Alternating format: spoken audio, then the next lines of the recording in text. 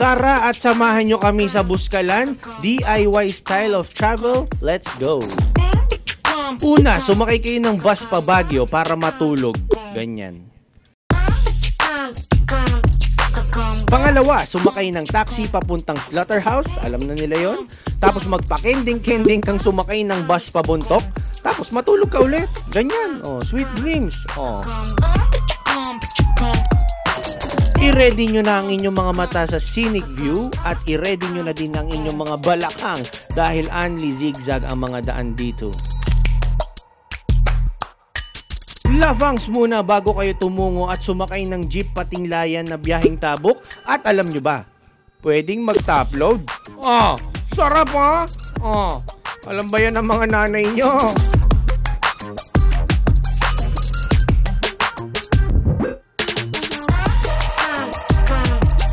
Bumaba sa Barangay Bugnay at pusuan ng inyong registration sa checkpoint, tapos habal-habal ride na at makalipas ng almost 24 hours na biyahe ay mararating nyo na ang bayan ng Buskalan. Ganun po. Si Sir... Ako po.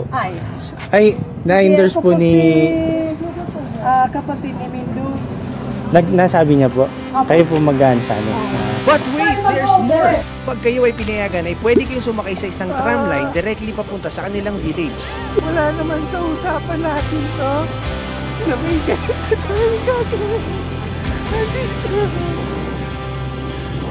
Ano? Parang tumitigil tayo guys. Kailan naman yung babagsakan ko? Parang lechon manok dito ah. In fairness ah. Grabe to.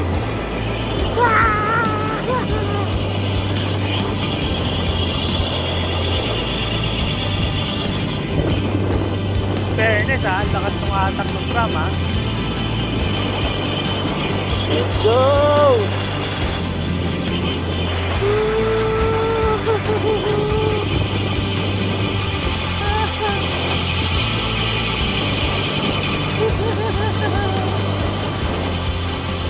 Let's go! Ayan aking girlfriend.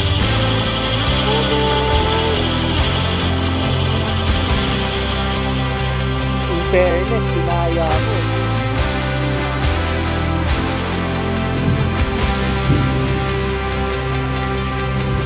At sakto namang bumuhos ang ulan pagkadating namin mismo sa Buskalan. Chill-chill muna habang kami ay nagkakape.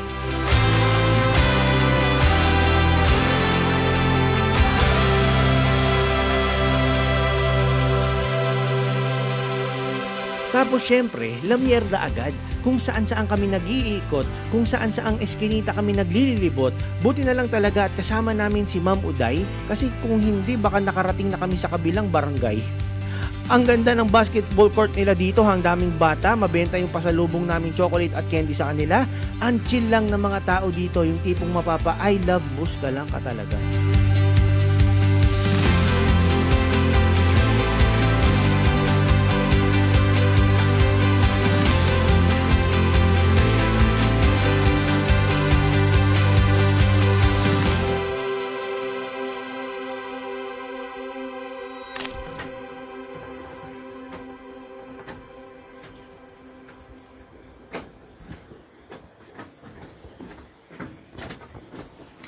Bulaga.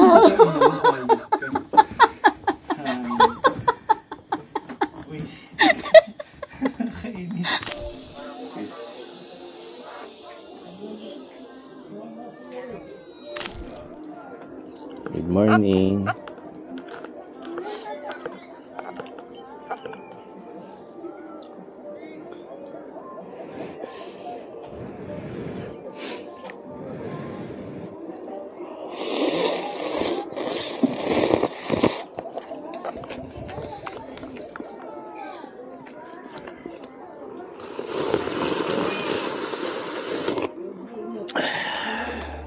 This is it, Pansit, ang rason kung bakit kami nagpunta roon para ma-check ang isa sa mga bucket list ng aking pinakamamahal na girlfriend, ang makapagpatato sa isang living legend, ang dating kinilala bilang The Last Mambabatok, Apo Wangkod.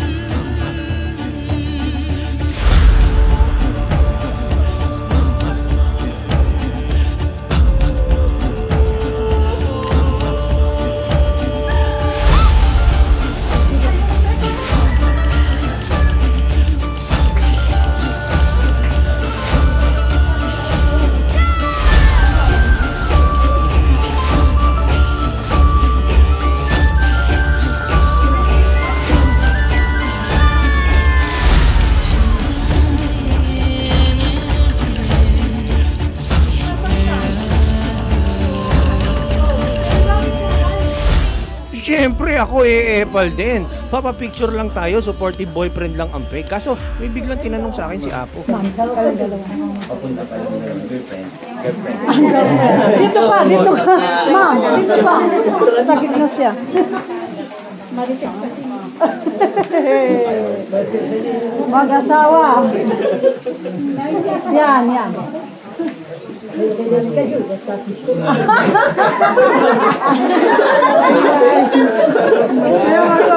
Sige, 1, 2, 3. Marites si ako muna. Isa pa. 1, 2, 3. Eto na, umpisa na ang tattoo session ni Maya. Pero parang ako ang mas kinakabahan sa kanya. Ano na?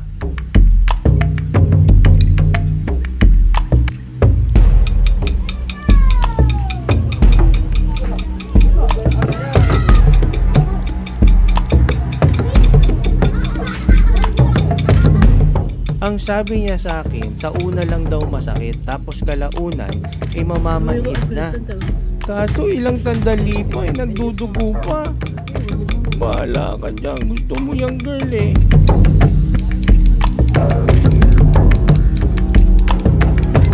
Ilang beses pinasadahan ang mga linya. Dahan-dahang inuukit ang mga simbolo sa balat niya.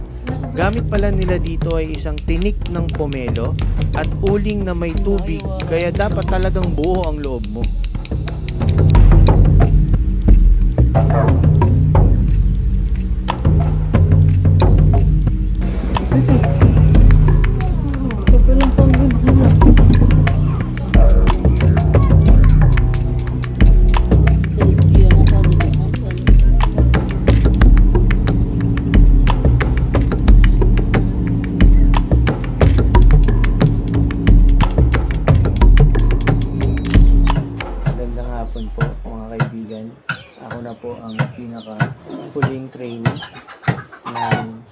Mambabatok artist. Ako po si Aris Oleo at ito naman po ang aking client, si Maya.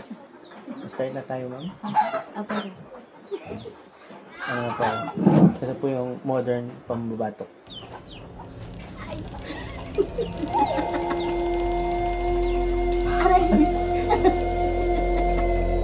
In fairness, may ambag ako dito ha, wag ka. Ako lang naman ang nag-stencil ng baybayin tattoo niya. Oh, diba?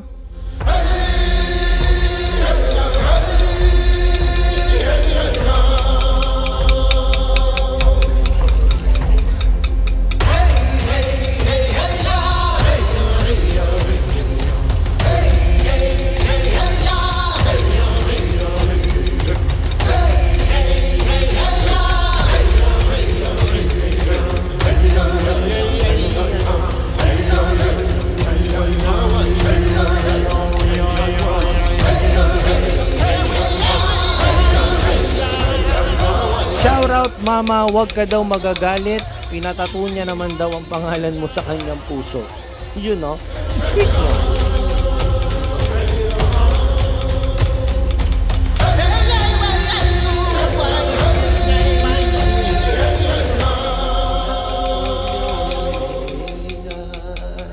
Ang babaeng ang sabi ay isang tattoo lang daw ang ipapagawa niya, pero nauwi sa 5.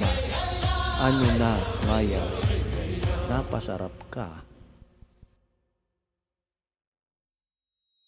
Siyempre, hindi malilimutan ang bumili ng souvenirs at pasalubong.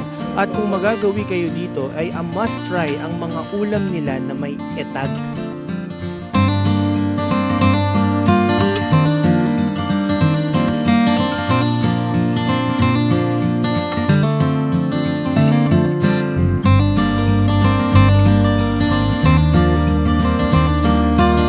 Sobrang sarap ng stay namin dito.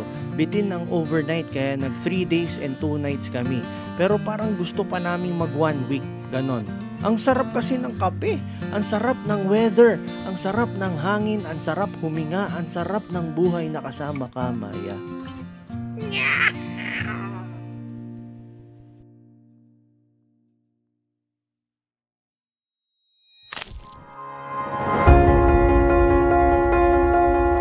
Kinabukasan ay tumungo na kami sa mga palayan, bumaybay muna kami sa mga tabing bangin na daanan.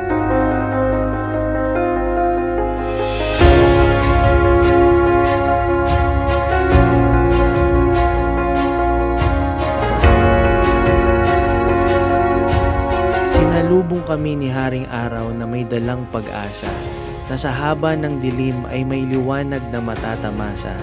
Mga alalahanin sa buhay ay pansamantalang na mahinga, mga puso at isip namin ay tuwang-tuwa sa saya.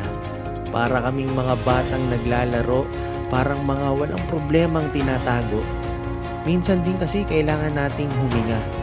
Minsan kailangan nating magsaya.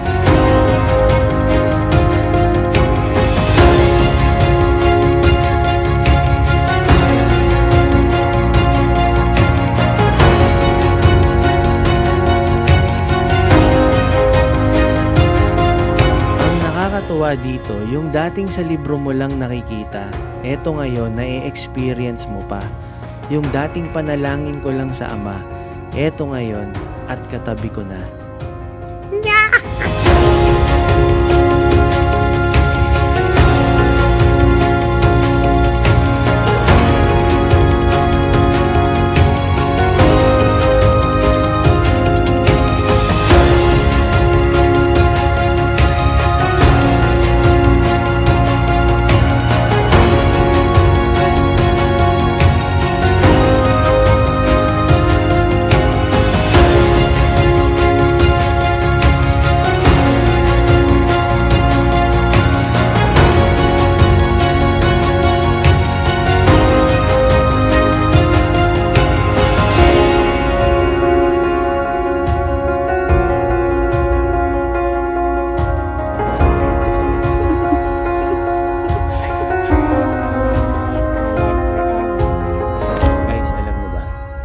Makikita yung legit na Mountain Dew. Ayan ang Mountain Dew. Grabe, dito pala nila hina-harvest yun. Oh, dami niya. Paano kaya nila kinukuha yan? Tapos nilalagay sa bote. Grabe, mamimiss ko talaga tong lugar na to. Shout out pala kay Sir Mindo. Ang ganda ng spot ng homestay nyo. Nasa taas nyo lang yung tatuan ni Apo. Sobrang accessible pa ng lahat ng kakailangan ninyo. Contact details on the description below. At yun na nga, uwian na. This time ay minabuti naming tahakin ang tinatawag nilang long trail pabalik sa kalsada. Medyo matarik ang pababa pero carry naman. Karamihan ay sementado na ang daanan. May madadaanan pa kayong mga tulay at body of water. Tatawid din kayo sa mga naggagandahang palayan. May mini waterfalls pa nga kami nakita dito. Yun o.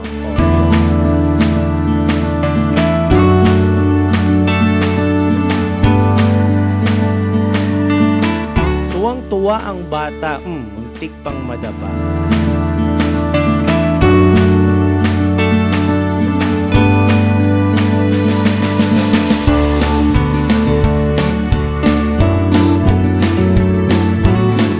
Nakakapagod ng biyahe papunta dito pero sulit na sulit talaga. Yung tipong pagkatapos nito ay ready ka na ulit sumabak sa gera. Nakaka-reset ng isip, nakaka-heal ng puso, nakaka-excite kung kailan kami babalik dito.